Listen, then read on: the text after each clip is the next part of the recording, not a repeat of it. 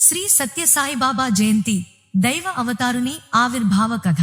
భారతదేశంలోని ఆంధ్రప్రదేశ్ రాష్ట్రం పుట్టపర్తి అనే చిన్న గ్రామం. అక్కడ సాయిబాబా మహిమలతో నిండి ఉన్న వాతావరణం ఉంది. నవంబర్ 1926-23న ఈ పవిత్ర గ్రామంలో శ్రీ సత్యసాయిబాబా జన్మించారు. ఆయన తల్లిదండ్రులు శ్రీ పేద వెంకటరత్నమ్మ గారు మరియు శ్రీ ఈశ్వరమ్మ గారు. ఆ రోజు బాబా జన్మించేటప్పుడు గ్రామమంతా ఒక దివ్యశక్తి వెలుగుతో నిండిపోయిందని చెబుతారు. పక్షులు మధురంగా కూశాయి. వాతావరణం సుగంధభరితమైంది. ఎవరికీ అర్థం కాలేదు ఒక దైవ అవతారం భూమిపైకి దిగివచ్చాడని. సత్యనారాయణ రాజుగా పేరుగల చిన్నారి చిన్నప్పటి నుంచే ఆశ్చర్యకరమైన దివ్య చేష్టలు చేసేవారు. చిన్నతనంలోనే ఆయన భజనలు పాడి ప్రజల్లో శాంతి, ప్రేమ, భక్తిని పెంచేవారు. ఒకరోజు పాఠశాలలో ఆయన గురువు దెబ్బ కొట్టగా ఆయన చెవిలోంచి వెన్నెల కాంతి వెలువడింది. అప్పుడు అందరికీ తెలిసింది ఇది సాధారణ బాలుడు కాదని. చిన్న వయస్సులోనే ఆయన చుట్టుపక్కల వారికి దివ్య వస్తువులు ప్రసాదించేవారు. మంత్రాలు లేకుండా వంశీ, రుద్రాక్ష, కుంకుమ మొదలైనవి చేతుల్లో ప్రదర్శించేవారు.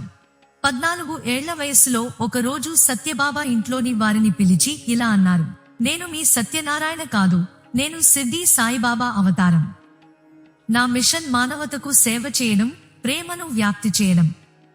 ఆ మాటలతో ఆయన సత్యసాయిబాబాగా అవతరించారు.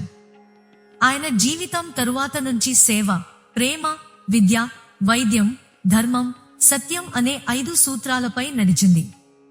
దివ్య సేవా కార్యక్రమాలు. సత్యసాయిబాబా చెప్పిన ప్రధాన సిద్ధాంతం మానవ సేవే మాధవ సేవ. అంటే మనుషులకు చేసే సేవే దేవునికి చేసే సేవ అని. ఆయన పుట్టపర్తిలో Sathya Sai institute of higher learning, super speciality hospital, జల ప్రాజెక్టులు వంటి అనేక సేవా సంస్థలను స్థాపించారు. ఏ ఒక్క రూపాయి కూడా తీసుకోకుండా. ప్రపంచం నలుమూలల నుండి లక్షలాది మంది ఆయన సేవలో చేరారు. ఆధ్యాత్మిక బోధనలు. సత్యసాయిబాబా ఉపదేశించిన 5 ప్రధాన విలువలు: 1 సత్యం, 2 ధర్మం, 3 శాంతి, 4 ప్రేమ, 5 అహింస. ఆయన ప్రతి భక్తునికి ఒకే బోధన ఇచ్చారు. ప్రతి మతం ఒకటే, దేవుడు ఒకడే, మార్గాలు వేరు. దీనివల్ల ప్రపంచమంతా ఆయనను ప్రేమ మూర్తి, ఆధునిక అవతారం అని పిలిచింది. జయంతి ఉత్సవం.